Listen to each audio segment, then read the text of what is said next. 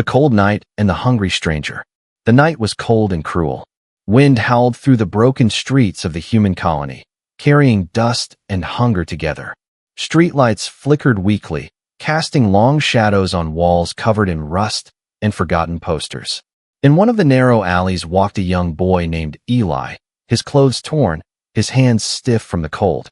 He searched through garbage bins behind the old diner, hoping to find a piece of bread or half-eaten fruit.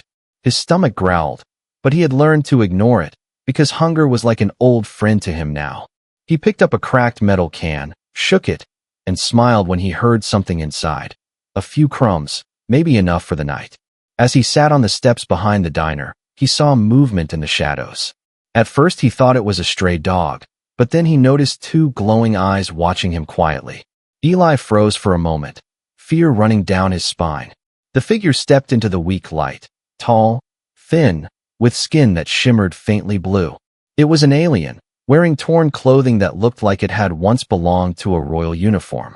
The creature's hands trembled, its lips cracked and dry, its chest rising and falling weakly. Eli could tell it was starving, maybe worse than him. For a moment, both just stared at each other, the poor human boy and the homeless alien. Then Eli did something no one else in the colony would have done. He broke his piece of bread in half and extended it toward the alien. The alien blinked slowly, as if unsure this act was real. "I don't have much," Eli said softly, "but you look hungrier than me." The alien hesitated, then reached out with shaking fingers and took the bread. He ate carefully, almost with guilt, as if every bite reminded him of something lost. Eli watched quietly, feeling strange warmth inside. He had shared food before, but never with someone who looked like this. Up close, the alien's face was almost human. Only the eyes were different, glowing faintly like tiny moons. When he finished eating, the alien whispered in broken English, "Thank you, small human." Eli smiled. "You're welcome," he said, then laughed softly. "Guess we're both homeless tonight."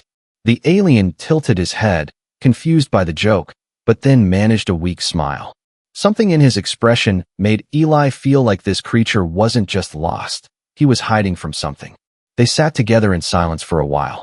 The night grew colder, and rain began to fall. Eli pulled a torn blanket from his bag and covered them both.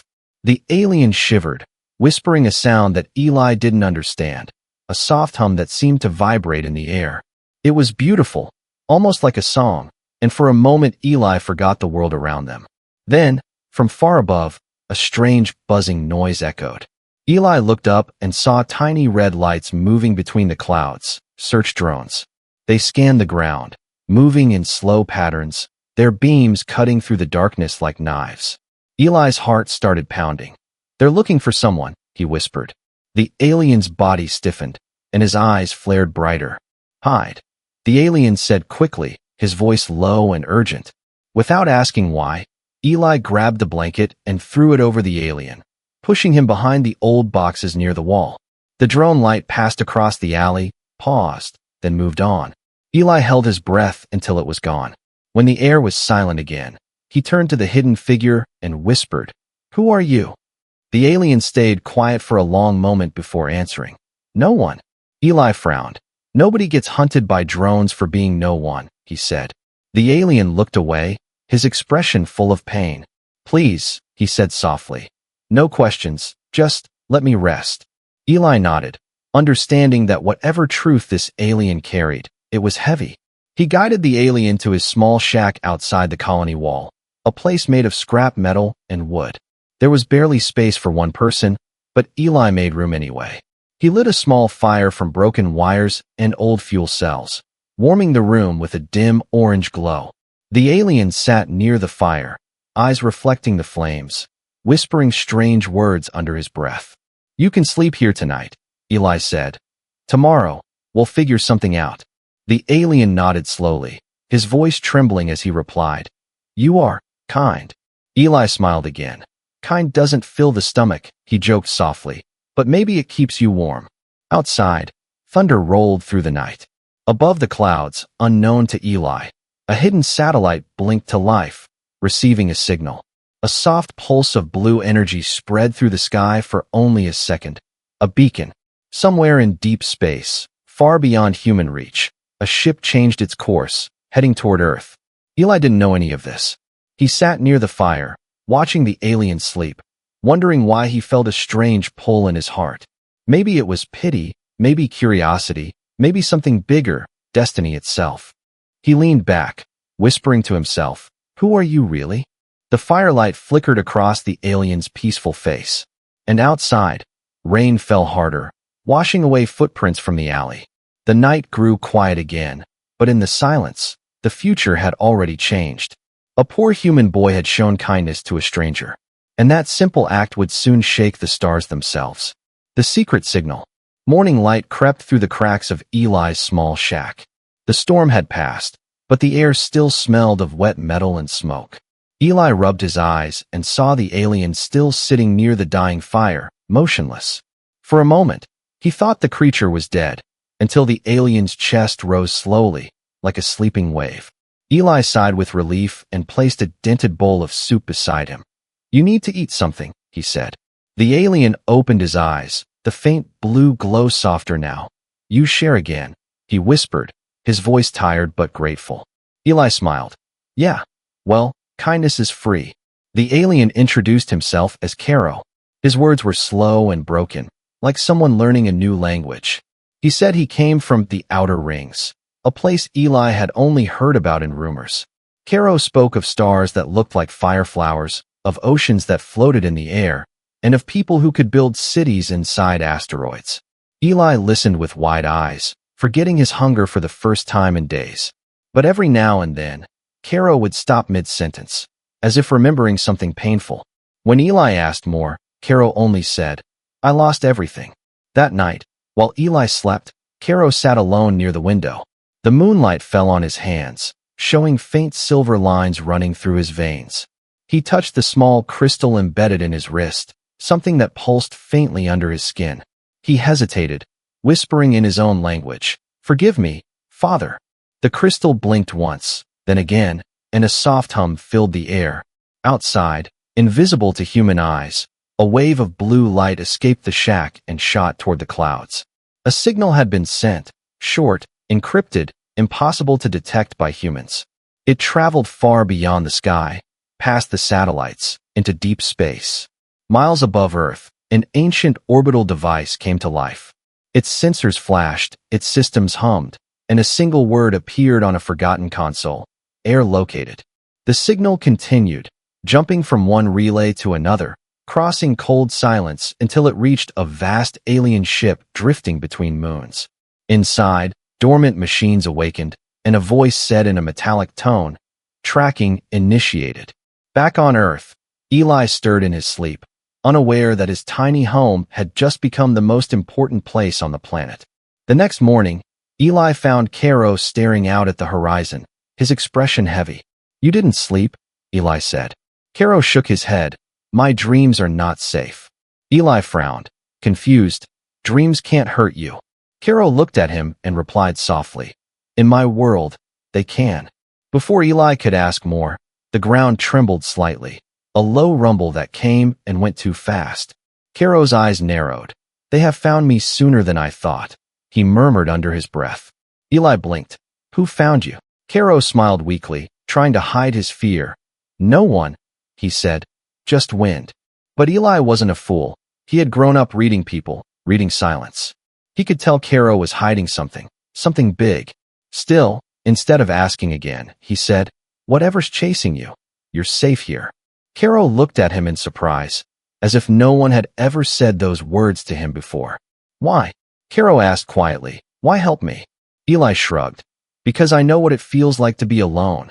Caro looked down, his glowing eyes dimming. He whispered, "In my world, we forgot this, kindness." Eli chuckled.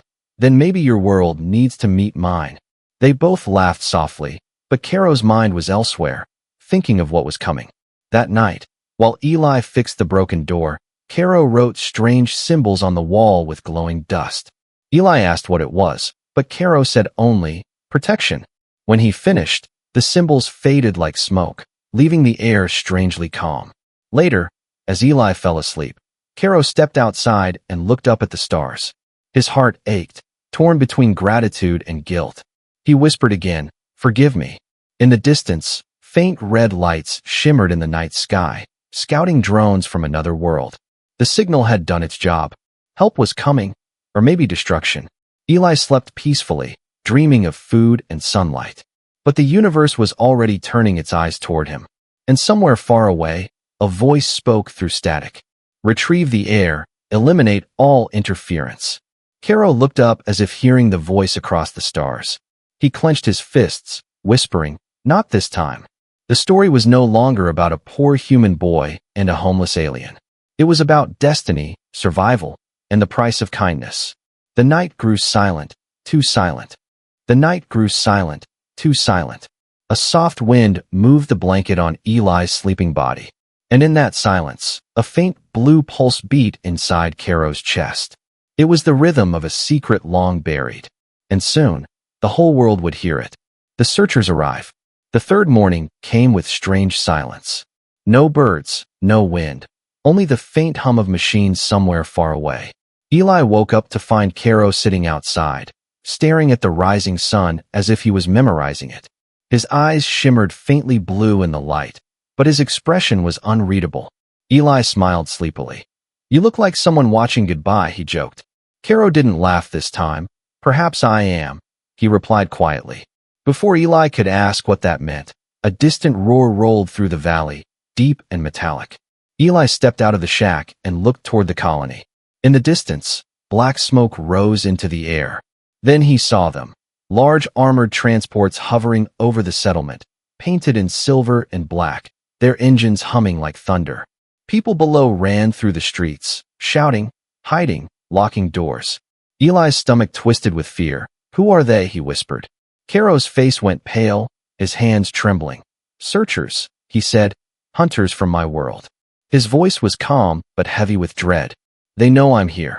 Before Eli could respond, the air filled with the sharp crack of scanners, beams of red lights sweeping across the colony. Each beam left a faint mark in the air, tracking heat, movement, even heartbeat patterns. Caro grabbed Eli's arm. "We must leave now." Eli shook his head. "If we run, they'll know where we are."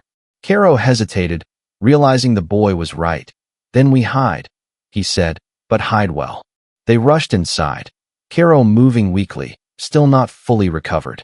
Eli pushed away old boxes and opened a loose panel under the wooden floor. It led to a small crawl space, one he used to hide food from thieves. Caro crawled inside, curling up in the dark, his glowing skin dimming until it looked like cold stone. Eli covered the opening with metal scraps and sat down above it, pretending to fix a broken tool. Moments later, heavy boots echoed outside. Through the cracks, Eli saw armored soldiers scanning every inch of the ground. Their helmets were black glass, their weapons glowing faint green. They moved like machines, cold, precise, without a single wasted step. One of them spoke in a distorted voice. "Energy trace detected near Sector 12. Another replied, "Could be interference." Eli froze. Sector 12 was this area. He forced himself to keep his hands steady, hammering the metal, pretending not to notice. A red beam passed across his face, warm and blinding for a second. Then the soldier tilted his head. "Name?" he demanded. "Eli." The boy said quietly, not looking up. "Occupation?" Eli smiled nervously. "Scrap fixer, sir, just making this thing work again." The soldier scanned the shack with a handheld device that hummed sharply. For a terrifying second, the screen flickered red, then turned green again. "No anomaly," the soldier said, and walked away. Eli's heart pounded so hard it hurt. He stayed perfectly still until their footsteps faded into the distance. Then he pulled open the floor panel. "They're gone," he whispered. Caro crawled out slowly, his face pale, his breath shaky. "You risked yourself," he said softly. "Why?" Eli looked confused. "Because you're my friend," he replied simply. Caro stared at him like he had never heard that word before. "Friend," he repeated, the word strange on his tongue. "In my world, that word has no meaning." Eli grinned. "Then you're lucky you crashed into mine." For the first time since they met, Caro smiled fully, not out of politeness, but with real warmth. The tension eased for a moment, but outside, the searchers were not leaving yet. They had set up a base near the colony's edge, their ships scanning every heartbeat within miles. High above, one of their commanders looked at a blinking radar, showing faint traces of Caro's energy. Signal unstable but present. The commander said coldly, "He's nearby." Back inside the shack, Eli noticed Caro staring at his pendant, a small glowing crystal shaped like a teardrop. He had seen it before, but never asked about it. Now it pulsed brighter, reflecting the color of fire. "What is that?" Eli asked. Caro hesitated. "A part of my past," he said, "and my curse." Eli frowned. "Then maybe it's time to stop running from it." Caro looked at him, surprised at the courage in the boy's voice. For a poor human with nothing, Eli spoke like someone who carried a whole world in his chest. That night, the sky was filled with lights from the searcher ships. Eli lay awake, hearing the hum of machines. Caro sat near the window, watching them move like dark stars. He whispered quietly, "They won't stop, not until they find me." Eli turned to him. "Then we make them stop." Caro smiled faintly. "You don't know what you're saying, Eli." "Maybe not," the boy said. "But I know I won't let them take my friend." Far above, inside the command ship, the alien officer paused as the screen blinked again. "New trace detected," it read. Coordinates flashed, right over Eli's home. The officer smiled under his helmet. "Prepare the extraction team." Engines ignited, and the night sky turned red. Eli didn't know it yet, but by morning, his quiet shack would become the center of a war. One between loyalty and power, between friendship and fear. And it had all begun with a single piece of bread shared on a cold night. The Millionaire's truth. Night fell again over the broken colony. But this time, the silence was heavier, almost watchful. The red glow of searcher ships floated far above like angry eyes in the sky. Eli sat near the small fire, pretending to fix a metal pot, but his mind was racing. He could feel something was wrong, something hidden behind Caro's calm face. The alien sat across from him, staring into the flames, his eyes reflecting blue and gold, like two tiny stars trapped in glass. Eli finally spoke.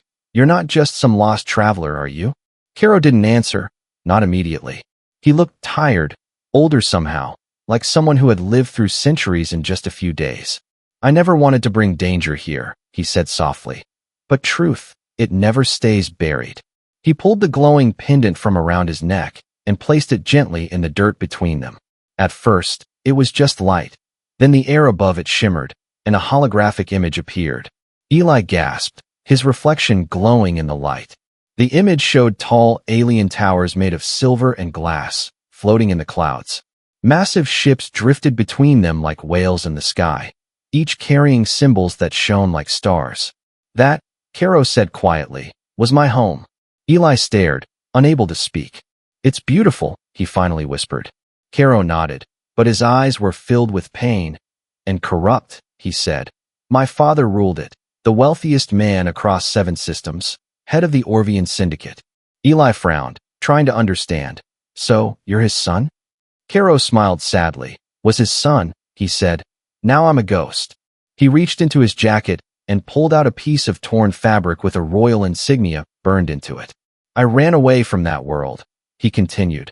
"They called me heir to galaxies, but I was nothing more than a prisoner of gold." Eli sat frozen, the fire crackling softly between them. "You're saying," he said slowly, "you're a millionaire?" Caro laughed weakly, the sound dry and hollow. "In your words, far more than that," he said. "But wealth means nothing when your people are starving." He looked down, voice breaking. "I gave away my inheritance, sent resources to the forgotten colonies, to those no one cared about." His fingers trembled as he continued. "For that, they branded me a traitor, and when I refused to kneel, they sent hunters." Eli's heart sank, finally understanding the weight behind every silence Caro carried. He wasn't hiding out of guilt. He was running from power itself. Caro turned toward him, the blue light from his eyes flickering softly. "You were the first being to feed me, without fear or greed." He placed the pendant in Eli's hands, the warmth of it pulsing softly. "This," he said, "holds everything. My access codes, my legacy, my curse." Eli looked at it, confused. "Why give it to me?" Caro smiled gently. "Because I trust you more than my own blood." The boy shook his head. I'm just a poor kid from a metal shack. Caro replied, and yet you gave me food when I was starving. That makes you richer than any king. Outside, thunder rolled, but it wasn't from the clouds. It came from engines. Caro's face darkened. They're close, he whispered. The signal I sent, it woke everything. Eli's grip on the pendant tightened. Then let's run. Caro shook his head. No, Eli, running is over. He walked to the window and stared up at the red lights moving through the mist. His reflection glowed faintly on the cracked glass, like a fallen star trapped in darkness. Eli stood beside him. So what now? Caro turned slowly, a strange calm in his eyes. Now, we decide what kind of ending we want. Eli frowned. You mean fight? Caro nodded. If we run, they'll destroy everything in their path to find me. But if we stand here, maybe we give them a reason to stop. Eli's chest tightened. You'll die, he said. Caro smiled faintly. I already did the day I left my world. The wind howled outside as shadows moved closer. From far away, mechanical footsteps echoed, and the faint hum of scanners grew louder. Caro turned to Eli one last time. If I don't make it, you must promise something. Eli hesitated. What promise? Don't let them take my legacy, Caro said. Use it for those who have nothing, humans or aliens, it doesn't matter. Eli nodded, eyes burning. I promise. The alien's lips curved into a small smile. Good, he whispered. Then I didn't fall for nothing. Outside, a beam of red light cut through the trees, scanning their shack. The door rattled under pressure, dust falling from the ceiling. Eli held the pendant tight, and Caro took a deep breath. The room glowed faintly blue as energy pulsed through his veins.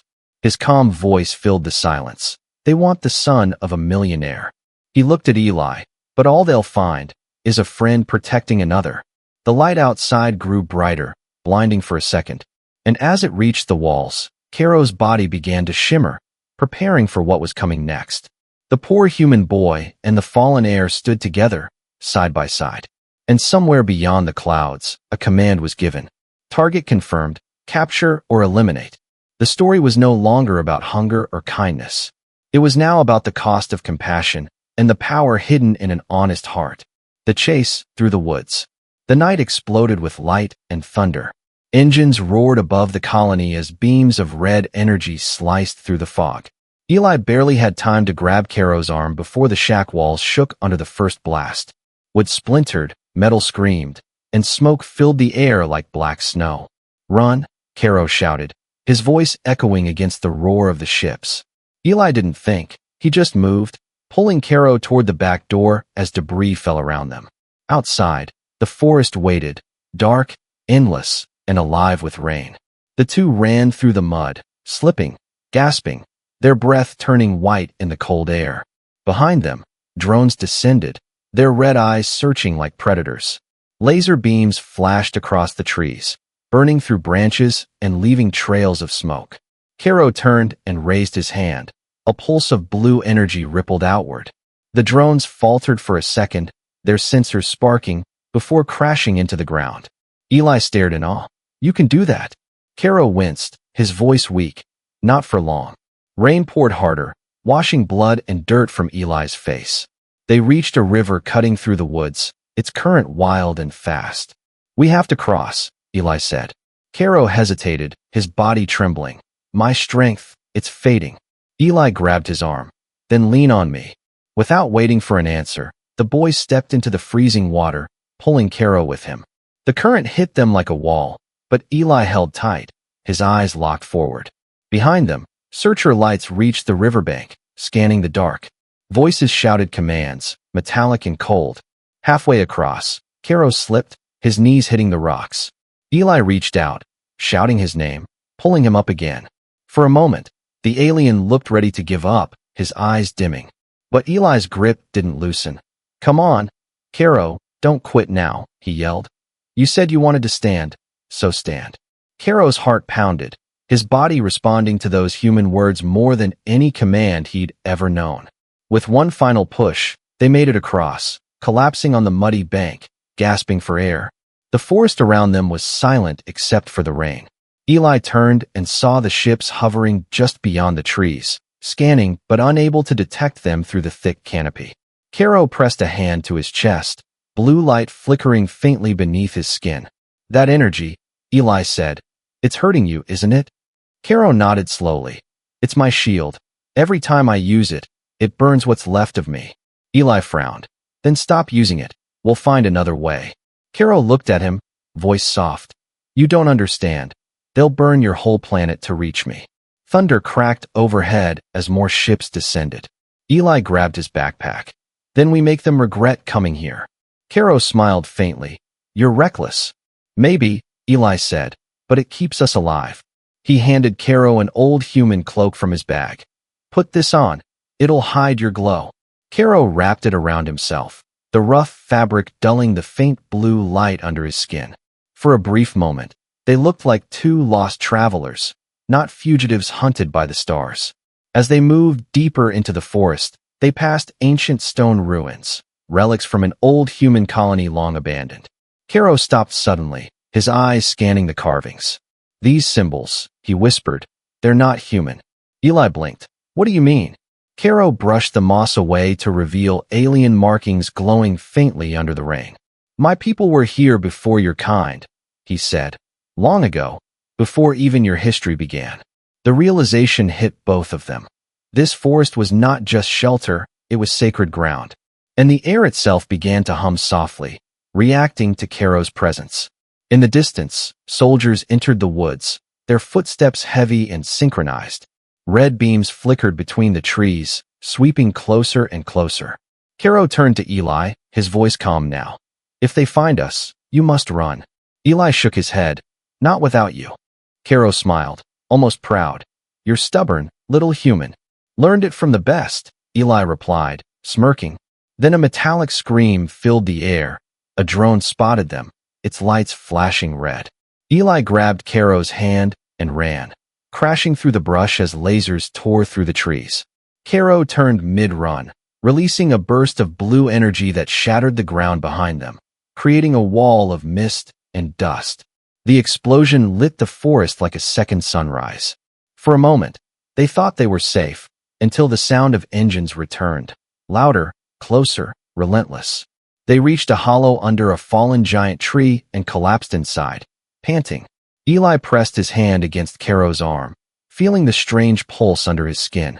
Caro whispered weakly, I can't keep doing this. Eli looked at him, determination burning in his eyes. Then I'll protect you. Caro shook his head. You already have. Their eyes met in the dim light, one filled with fading alien glow, the other with stubborn human fire.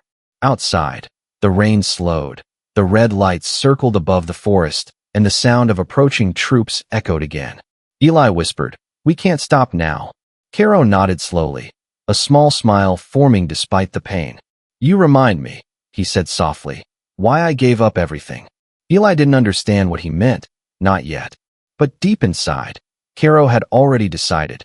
If sacrifice was needed, it would be his, not Eli's. The storm raged above them. Lightning flashed, revealing for a split second two figures hiding under the ancient tree, a poor boy and a fallen heir. And somewhere far away, aboard the largest searcher ship, a cold voice spoke through static. Target confirmed, prepare to capture. The engine screamed through the clouds, turning the night into fire again. And the chase was far from over. The offer and the sacrifice. The first light of dawn cut through the dark forest like silver blades. Eli and Caro crouched beneath the twisted roots of an ancient tree, rain soaking their clothes. Every heartbeat felt loud, echoing in the quiet, heavy air. From the sky, a hum unlike any engine filled the forest, sleek, silver, and silent. A ship unlike the hunters landed with barely a sound, its hull reflecting the rising sun. Caro's eyes widened, glowing brighter under the cloak he wore. Eli grabbed his hand instinctively. Who is it? He whispered. Caro swallowed hard. My father, he said, voice trembling. The one I ran from. The forest floor vibrated slightly as a hatch opened. A figure descended, tall, regal, moving with perfect control, every gesture deliberate. His eyes scanned the forest, and when they fell on Eli, they softened ever so slightly. My son, he said, voice deep and commanding. I found you at last. Caro's chest tightened, a mixture of fear, anger, and relief passing through him. Eli stepped forward cautiously. He's your father? Caro nodded. And the richest being in 7 systems. Yet he almost destroyed me with it. The older alien approached them slowly, his gaze never leaving Caro. He extended a hand toward Eli, silver light reflecting off his armor. You have protected him, he said. And for that, I offer you wealth beyond imagining.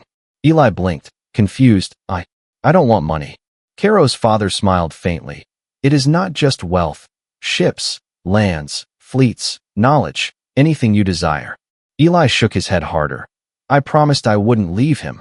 The father's eyes softened, but his tone grew serious. Then you understand the stakes. The hunters will not stop for him alone. They will destroy everything to capture him. Caro's gaze flicked between Eli and his father, the weight of generations pressing down. Suddenly, the red warning lights of the hunters pierced the forest once more.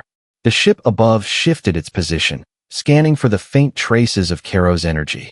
Caro's father raised a hand, emitting a shield that flickered like a living wall, protecting them. Eli's heart raced. We can't stay here. Caro's father nodded. I know, but you must understand. One life may need to pay to save many. Caro's glowing eyes dimmed, as if he already knew what was coming. The hunters descended with a roar, cutting through the trees, their ships shaking branches. Eli stepped forward, fists clenched. Then I fight. Caro looked at him, wide-eyed. No, Eli. You must run. Eli shook his head. I promised I wouldn't leave you. The hunters' first shot struck the ground near them, throwing mud and sparks into the air. Caro grabbed Eli's shoulder, whispering, I will protect you. Then he stepped into the open, releasing a burst of energy so strong it knocked the first line of hunters backward.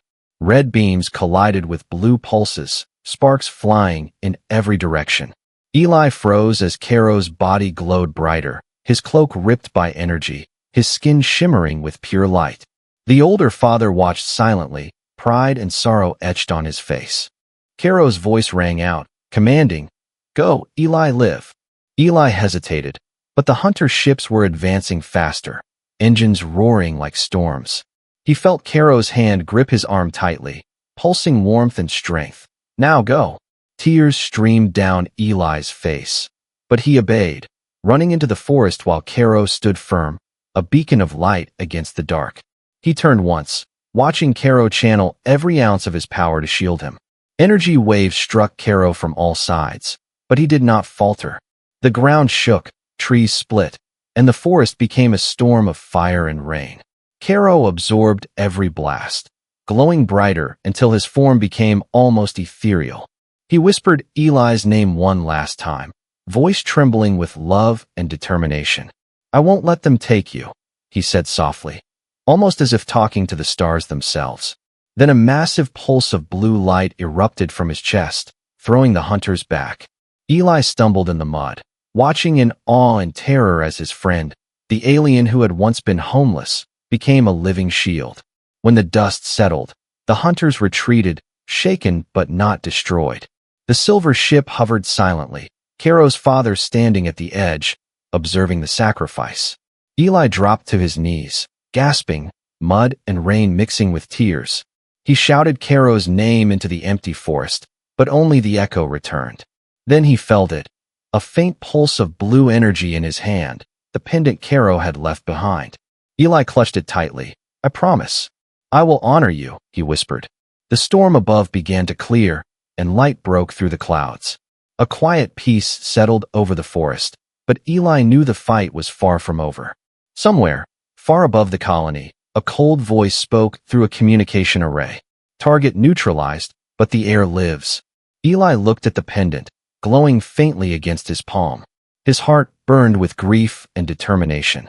He realized that kindness, courage, and loyalty had just changed the course of not only their lives, but the fate of worlds. And in the silence of the forest, he swore to continue the fight, because a poor human boy could never forget the alien who had sacrificed everything for him. The return and the legacy. Weeks passed quietly in the colony. Eli stayed hidden, surviving on scraps and rainwater. The forest that once threatened him had become his sanctuary. Yet every night, he stared at the stars, clutching the glowing pendant Caro had left. A strange warmth pulsed through it, like a heartbeat, and Eli felt Caro's presence as if he were still near. People whispered rumors about the poor boy who vanished into the woods. Some said he had died, others claimed he had been taken by spirits. But Eli knew better. His friend's sacrifice had changed him forever. Then, one morning, the sky cracked with light. A huge silver ship descended, silent and majestic. Its surface reflected the sun like a mirror, and the forest trembled under its weight. Eli ran toward it, heart pounding, eyes wide. The hatch opened slowly, and a tall figure emerged, glowing faintly with alien energy. It was Eli, older, taller, and transformed, wearing sleek armor that shimmered like starlight. He held Caro's pendant in his hand, which pulsed softly with light. The colony watched in awe, frozen by the sight. Eli stepped forward, voice calm but firm. "No one stays hungry again," he said. From the ship, holograms projected, images of Caro smiling, his voice echoing softly through the forest. "Kindness makes you richer than any galaxy ever could." Eli's eyes scanned the crowd, humans and a few hidden aliens peeking through the trees. He opened a food center right there, feeding everyone, humans, aliens, or anyone left hungry. Children laughed, families reunited, and the glow from the pendant spread warmth over the land. The story of the poor boy who had fed a homeless alien became a legend overnight. High above, in the remnants of the hunter fleet, commanders watched silently. They had underestimated human courage, underestimated loyalty, underestimated the bond between two beings from different worlds. Eli had not only survived, he had transformed. Hope was his weapon, compassion his shield. He whispered softly to the pendant, "I will honor you, Caro, always." And in response, a faint pulse of blue light shimmered, a final gift from the alien who had trusted him. The forest, once dark and silent, now felt alive, humming with new energy. A single tree, near the spot where Caro had stood, glowed faintly, leaves sparkling as if touched by stars. Eli looked toward the horizon, the rising sun painting the sky in gold and crimson. He felt the weight of responsibility, but also the strength of friendship and sacrifice. "I will protect this world," he said aloud, "and no one will go hungry while I stand." The pendant pulsed once more, brighter than ever, and the glow spread across the colony, reaching hearts, minds, and souls. From that day forward, the humans remembered, the aliens remembered, and the universe, vast and silent, had learned a truth, that courage and kindness could change destiny itself. Eli walked back into the colony, surrounded by people who looked at him with hope and wonder. Every eye that met his seemed to shine with possibility. He carried not wealth, nor weapons, but a legacy far greater, the lesson of compassion, loyalty, and bravery. And somewhere, far above the stars, Caro's voice whispered, proud and gentle, "Well done, my friend, well done." The poor human boy had grown into a hero, and in doing so, had ensured that the sacrifice of one alien, the courage of one human, and the bond between them would never be forgotten. The colony flourished, peace settled like a soft blanket over the land, and the story of Eli and Caro was told for generations, not because of wealth or power, but because one small act of kindness had sparked a legacy that could never die. The night sky glimmered, and in the silence, the pulse of blue light remained, a heartbeat of hope for all who believed.